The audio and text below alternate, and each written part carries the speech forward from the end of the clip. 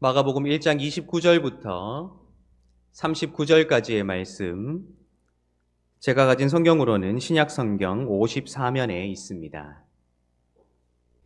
이 말씀을 통해 하나님의 음성을 들으시기 바랍니다. 회당에서 나와 곧 야고보와 요한과 함께 시몬과 안드레의 집에 들어가시니 시몬의 장모가 열병으로 누워 있는지라.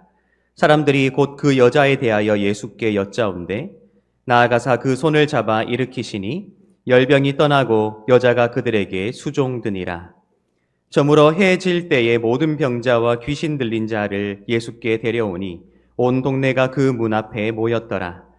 예수께서 각종 병이 든 많은 사람을 고치시며 많은 귀신을 내쫓으시되 귀신이 자기를 알므로 그 말하는 것을 허락하지 아니하시니라. 새벽 아직도 밝기 전에 예수께서 일어나 나가 한적한 곳으로 가사 거기서 기도하시더니 시몬과 및 그와 함께 있는 자들이 예수의 뒤를 따라가 만나서 이르되 모든 사람이 주를 찾나이다. 이르시되 우리가 다른 가까운 마을들로 가자. 거기서도 전도하리니 내가 이를 위하여 왔노라 하시고 이에 온 갈릴리에 다니시며 그들의 여러 회당에서 전도하시고 또 귀신들을 내쫓으시더라.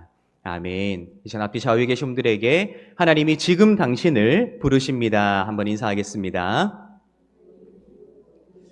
하나님이 지금 여러분을 부르십니다. 다시 한번 인사하실 때 하나님의 부르심에 지금 응답합시다. 한번 인사하겠습니다.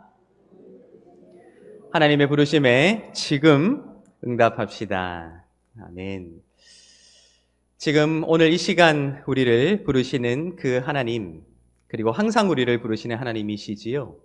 그 하나님의 부르심에 우리가 민기적거리거나 미루거나 하는 것이 아니라 그 부르심에 즉각적으로 응답하여 날마다 하나님의 사람으로 세워지며 그 하나님의 놀라운 역사를 경험하고 세상에 나눌 수 있는 저와 여러분들의 삶이 되시기를 예수님의 이름으로 축복합니다.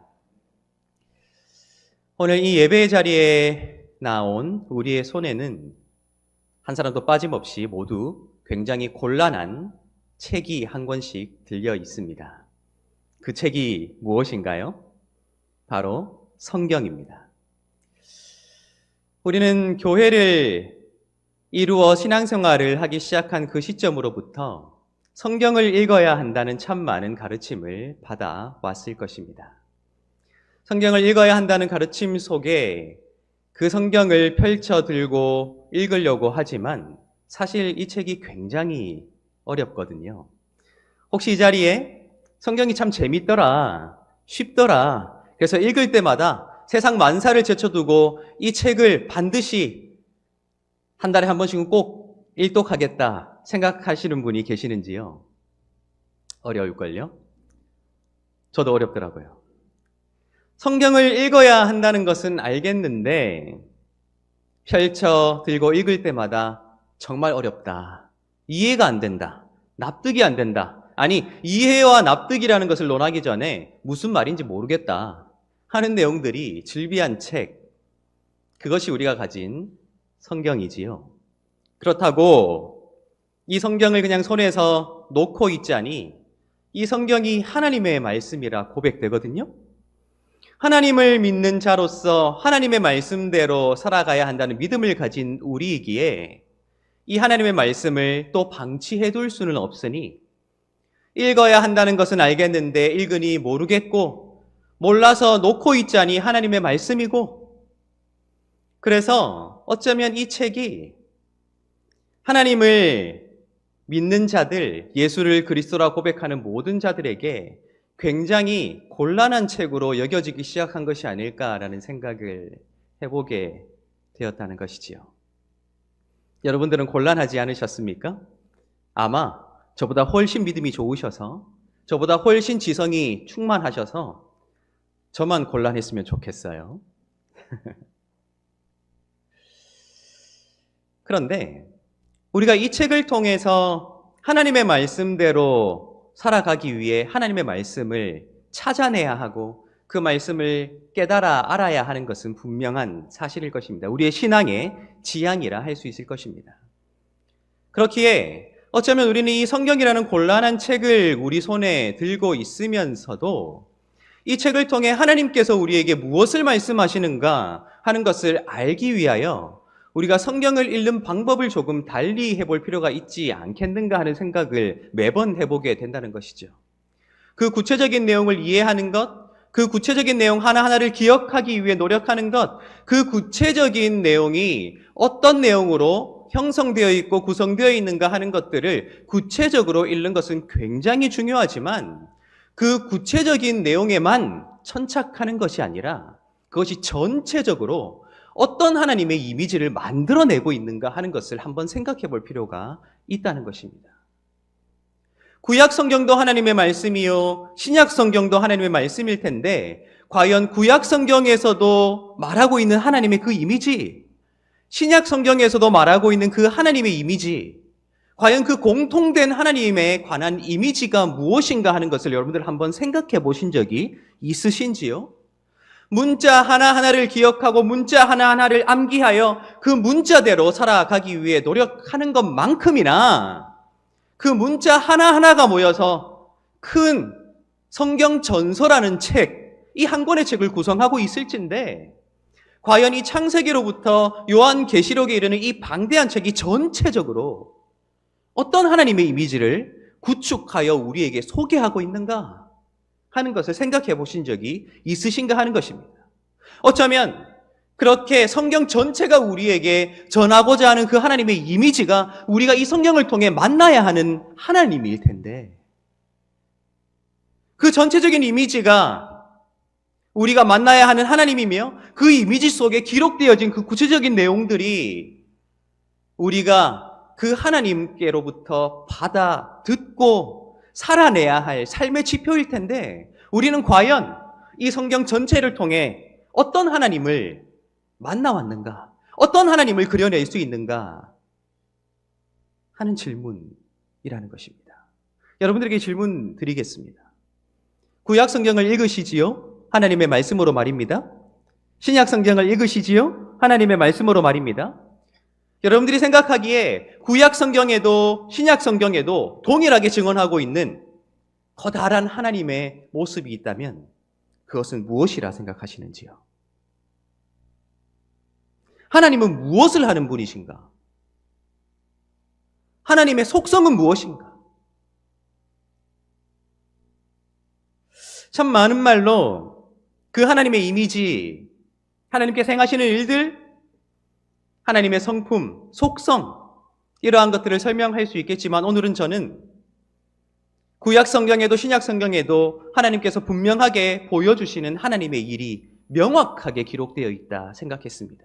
그것은 바로 하나님께서 하나님의 백성들을 부르신다 하는 것입니다. 소명이라고 하죠. 콜링.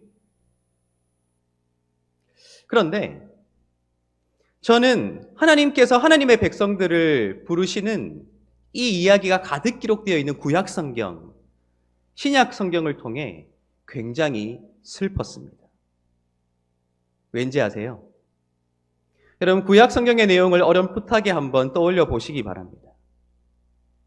하나님께서 간절한 마음으로 하나님의 말씀을 대언할 예언자들을 보내어 하나님의 백성들을 부르시지요.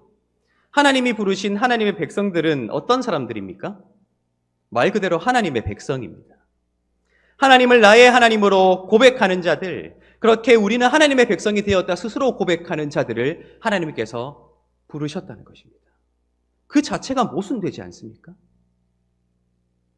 이미 하나님의 부르심을 받아 하나님의 백성이 되고 하나님의 뜻대로 살아가야 할 그 하나님의 백성을 다시 하나님께서 찾아가셔서 부르신다는 거예요.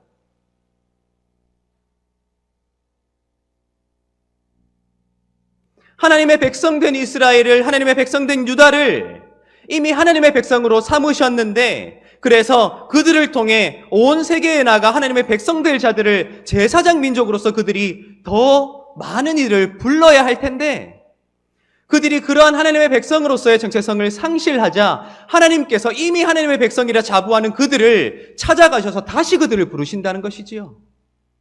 하나님의 백성이 아닌 자들을 하나님의 백성으로 부르시기보다 이미 하나님의 백성이 된 자들을 다시 부르시는 그 하나님의 원통한 마음, 애통하는 마음, 그 안타까운 마음이 성경에 기록되어 있다는 것이죠.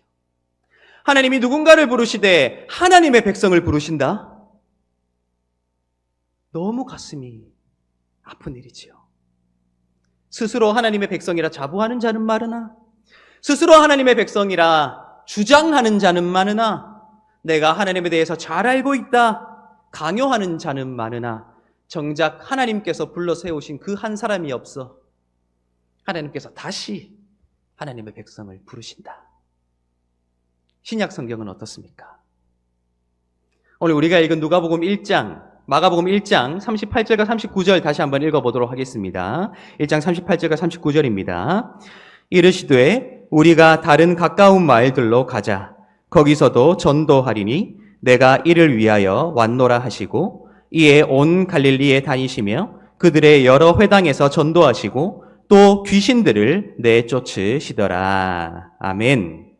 38절과 39절에는 예수께서 이 땅에 왜 오셨는가 하는 그 목적을 분명하게 예수께서 명시하고 계시지요. 그 목적이 무엇입니까? 전도입니다. 38절도 39절도 예수께서 나는 전도하기 위해 왔다라고 말씀하셨고, 실제로 39절에서는 그렇게 온 갈릴리를 다니며 전도하셨다라고 기록하고 있다는 것입니다. 예수께서 오신 목적은 전도하기 위해서고요. 그 목적을 이루어 가시는 모습을 고스란히 기록하고 있다는 것이지요. 생각해 보십시오. 전도가 무엇입니까? 우리가 알고 있는 그 광고와는 다릅니다. 우리 교회에 오세요. 우리 교회 좋아요. 그러한 홍보가 아니라 도를 전하는 것이요. 하나님 나라의 그 복음, 하나님 나라의 그 말씀, 하나님 나라의 그 도를 전하는 것이 전도라는 것입니다. 그런데 예수께서 나아가셔서 내가 전도를 위해 왔다라고 하시며 나아가 전도한 대상이 누구입니까? 온 갈릴리를 다니며 그들의 회당에서 전도하시고 귀신들을 내어 쫓으셨다. 회당이 어떤 장소입니까, 여러분? 하나님의 백성들이 하나님의 말씀을 읽고 들으며 하나님의 백성으로 살아가기 위해 모였던 하나님 백성의 모임이 회당이거든요. 그런데 예수께서요, 그 회당에 모이지 아니하는 하나님을 외면하고 있는 자들에게 나아가신 것이 아니에요. 하나님의 백성이 아닌 자들에게 나아가신 것이 아니에요. 하나님을 모르는 자들에게 나아가신 것이 아니에요. 오히려 하나님의 백성들이 모인다고 여겨졌던 그 회당에 나아가서 예수께서 전도하셨대요. 너무 슬프지 않나요? 너무 가슴 아프지 않나요? 그들은 이미 하나님의 백성이 되어야 하는데, 하나님의 백성으로 살아가야 하는데, 그렇지 못했기에 하나님께서 독생자를 보내셔서 그 독생자가 하나님의 백성이라 자부하는 그들 한가운데 뛰어들어가 다시 하나님의 나라를 전해야 하는 이 비극적인 상황이 건조해 보이지만, 간결해 보이지만 그 하나님의 애절한 마음을 담아 우리에게 전해주고 있다 하는 것입니다. 여러분, 저는 오늘 이 말씀이 우리에게 도전하는 바는 분명하다 생각했습니다. 예수께서 우리에게 전도하기 위해 오셨다는 그 오심의 목적을 말씀하셨듯 우리도 나아가서 전도합시다. 맞아요. 중요한 사명입니다. 그러나 정신 차려야 할 것은 전도하기 이전에 예수께서 그렇게 하셨듯 이미 하나님의 백성이라 자부하는 그들이 하나님의 백성이 되지 못했기에 다시 하나님께서 하나님의 백성들을 부르셔야 했던 그 비극을 우리는 반복하지 말아야 한다는 것입니다.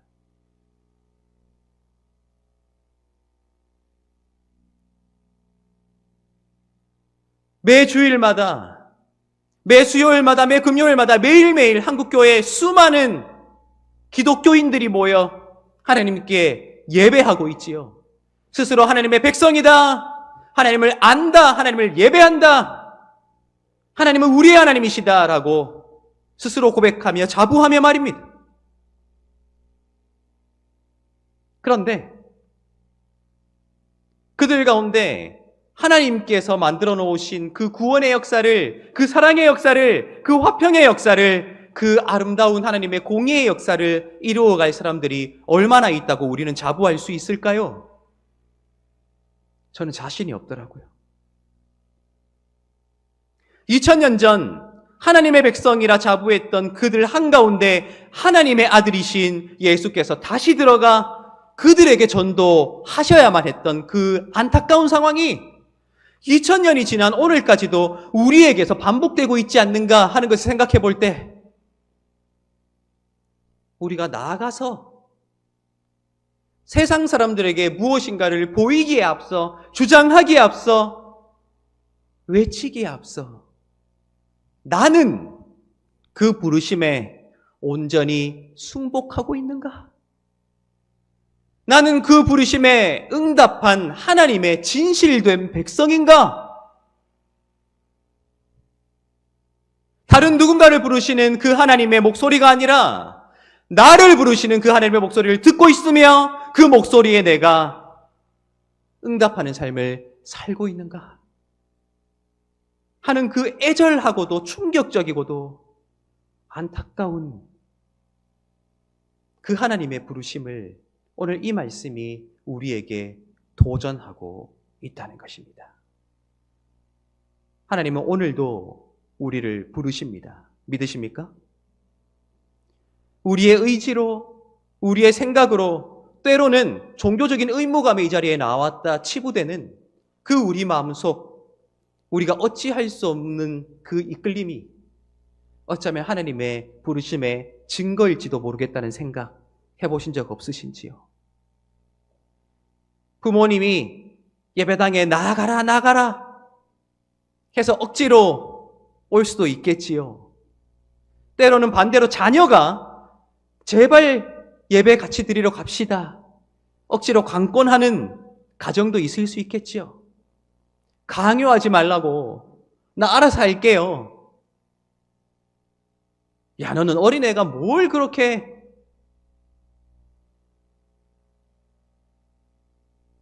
맞아요. 강요하는 것은 옳지 않습니다. 주장하는 것도 옳지 않습니다. 하지만 우리가 간과하지 말아야 되는 것은 어쩌면 내가 강요라고 생각하기에 외면하고 싶은 그 작은 목소리들의 하나님의 부르심이 녹아 들어가 있다면 우리는 지금까지 너무 아무렇지 않게 외면해왔던 것은 아닐까 하는 것이지요. 부디 하나님의 부르심을 들으시고 하나님의 백성된 우리 속에 하나님의 진실된 백성을 찾을 수 없어 다시 하나님의 백성을 부르셔야 하는 그 비극적인 역사를 우리가 반복하지 아니하고 날마다 하나님의 백성답게 살아갈 수 있는 저와 여러분들 되시기를 예수님의 이름으로 축복합니다. 그런데 오늘 이 말씀은요, 한 걸음 더 나아가고 있다는 거예요. 38절과 39절을 우리가 함께 읽었지요. 예수께서 우리가 다른 동네로 가자, 내가 거기에서도 전도하여야 하리니 라고 제자들에게 발걸음을 옮길 것을 명령하고 계십니다. 그런데 예수께서 명령하신 그 옮겨야 할 그 발걸음이 무엇을 전제로 하고 있는가 하는 것입니다. 어떤 상황 속에서 그 발걸음을 옮기셨는가 하는 것이지요. 우리 37절을 한번 읽어보도록 하겠습니다. 37절입니다. 만나서 이르되 모든 사람이 주를 찾나이다. 아멘. 모든 사람. 오늘 이 말씀은 가버나움에서 예수께서 놀라운 기적들을 행하신 이후에 참 많은 사람들이 저마다 필요를 가지고 예수를 찾아온 그 상황들을 전제로 하고 있습니다. 기적을 보았어요. 놀라운 말씀이 선포되는 것을 두 눈으로 보는 것입니다. 나의 사랑하는 가족이, 나의 사랑하는 친구가, 나의 사랑하는 동료가 예수께서 손을 대시자, 말씀으로 명령하시자 치유되고 낫게 되는 놀라운 일들을 경험한 수많은 사람들이 예수께서 자신들의 필요를 채워주실 수 있다는 것을 알고 예수께 수많은 사람들이, 그 가버나움에 살았던 수많은 사람들이 예수께 모여들었던 그 상황을 전제로 하고 있다는 것이죠.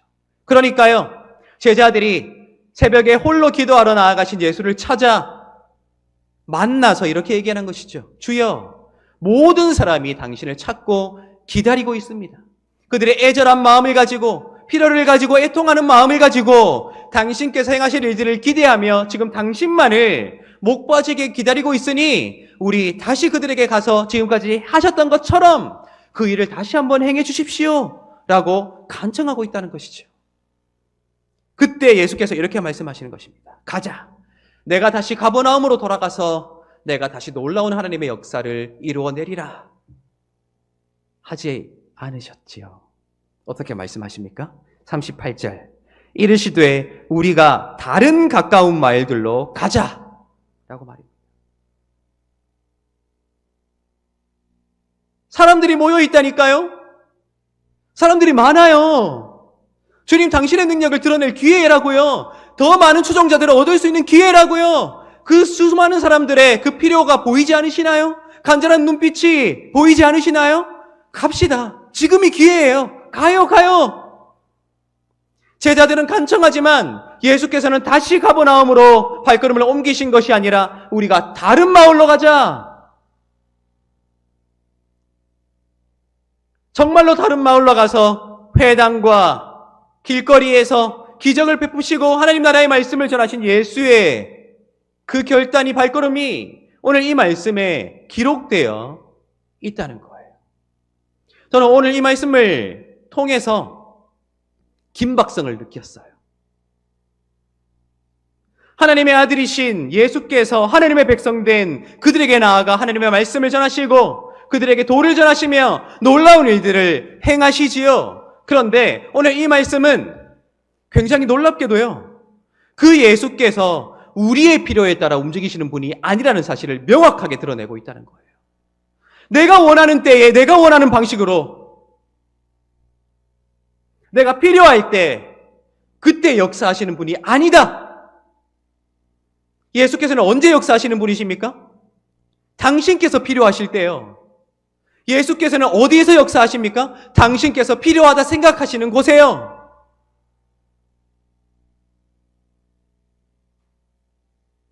어제 예수께서 이곳에서 놀라운 말씀을 전하시고 놀라운 행동을 하셨다고 해서 그것을 바라고 기대하는 우리의 기대에 따라 반드시 오늘도 그 장소에 그 시간에 역사하셔야 될 의무가 하나님께는 없다는 말이에요. 무슨 말입니까? 우리가 미루고 또 미루며 내일도 역사하시겠지. 다음 주일에도 역사하시겠지. 1년 뒤에도 역사하시겠지. 천만에요. 하나님을 조종하려 하지 마십시오. 하나님을 이용하려 하지 마십시오. 하나님의 부르심에 지금 당장 응답하지 않으면 우리에게는 기회가 없을지도 몰라요. 지금이요, 지금.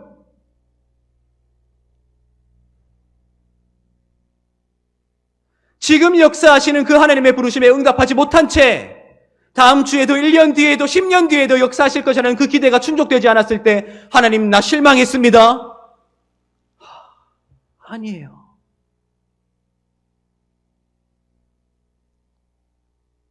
가버나움에 한가득 사람들이 들어찼습니다. 예수께서 어제도 저 시몬의 집에서 그 장모를 일으키셨다더라.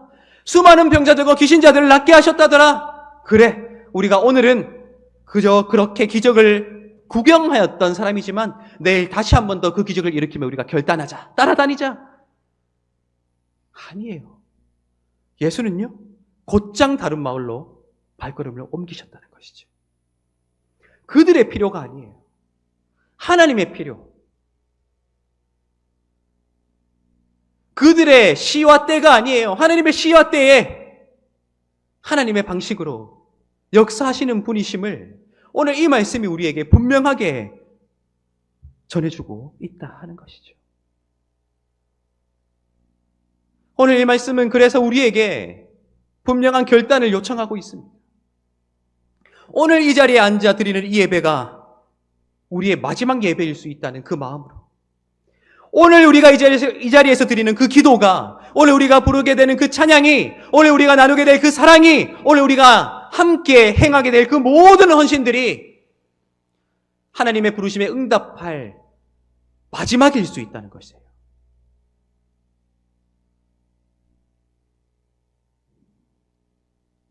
미루고 미루어왔던 그 응답 말이에요. 참 재미있게도 오늘 이 말씀은요, 예수께서 부르셨을 때 즉각적으로 응답한 사람들 그 이야기 사이에 한중간에 끼어 있거든요.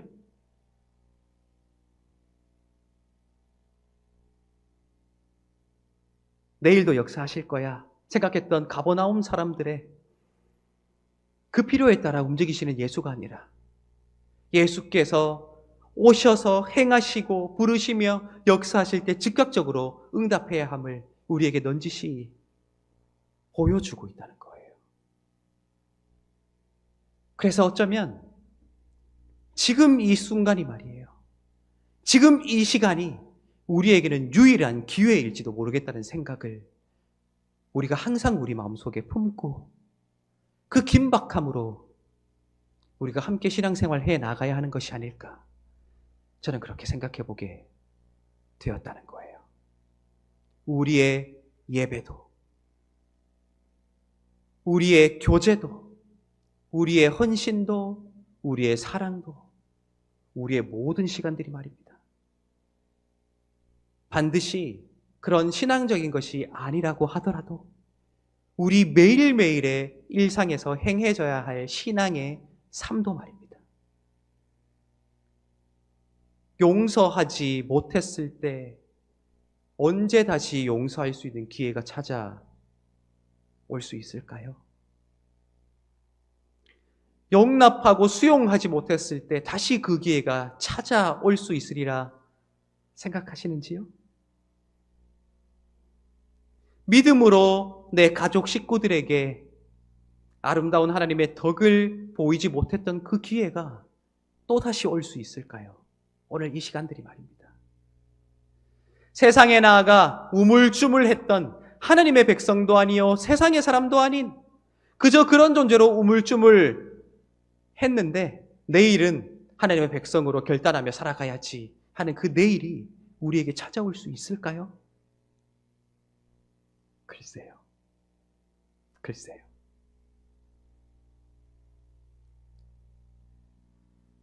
제가 처음 여러분들에게 질문 드렸지요. 성경이라는 곤란한 책을 우리가 가지고 있다. 놀랍게도 구약 성경도 신약 성경도 하나님은 다른 누구를 부르는 것이 아니에요. 하나님의 백성 중 진실된 하나님의 백성을 부르고 계신다. 그런데 하나님은 불러놓고 내가 내일 다시 올게, 내가 일주일 뒤에 다시 올게. 아니요. 진실된 하나님의 백성을 지금 당장 결단하게 하시기 위하여 하나님 그 애절한 마음으로, 그 긴박한 마음으로, 그 애통해야 하는 마음으로 지금 결단할 하나님의 백성을 부르고 계신다는 거예요. 여러분, 후회 없는 지금 이 순간을 살아갑시다. 우리가 찬양할 때 언제 우리의 마음과 감정과 생각을 다 담아 주님 앞에 진실되이 노래해 보겠어요? 우리가 기도할 때 다른 사람이 들을까? 소문날까 두려워 언제까지 주님 앞에 숨기겠어요? 우리가 함께 한 공동체를 이루어 함께 신앙생활 해 나가는 우리끼리 언제까지 싸우고 다툴래요? 언제까지 뒷담화하고 언제까지 서로 믿지 못해 그렇게 살아갈래요? 내 조금 더 나이 들면 지금은 젊음을 조금 더 누리고 내 조금 더 나이 들면 헌신하겠다. 그러다가 70, 80, 90 임종 직전에 이르게 됩니다.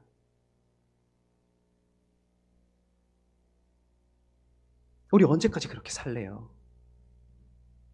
지금이에요, 지금. 지금 이 순간 우리를 부르시는 하나님 앞에 지금 이 순간 결단해야 된다. 지금이 아닌 다음은 없을 수 있다. 오늘 하루 하나님께서 주신 지금이라는 기회를 우리가 붙잡을 수 있으면 좋겠습니다. 체면이 중요한가요? 내 사회적 지위가 중요한가요? 아니요. 단지 지금이라는 이 시간이 중요한 거예요. 지금. 다시는 찾아오지 않을 지금 말입니다. 하나님께서 지금 여러분을 부르십니다. 믿으십니까? 우리 지금 하나님께 응답합시다. 그렇게 날마다 지금을 하나님께 응답할 수 있는 가장 아름답고 최적의 순간으로 붙잡으시고 날마다 주님 앞에 가장 아름다운 모습으로 응답하여 살아갈 수 있는 저와 여러분들의 삶이 되시기를 예수님의 이름으로 축복합니다. 기도하겠습니다.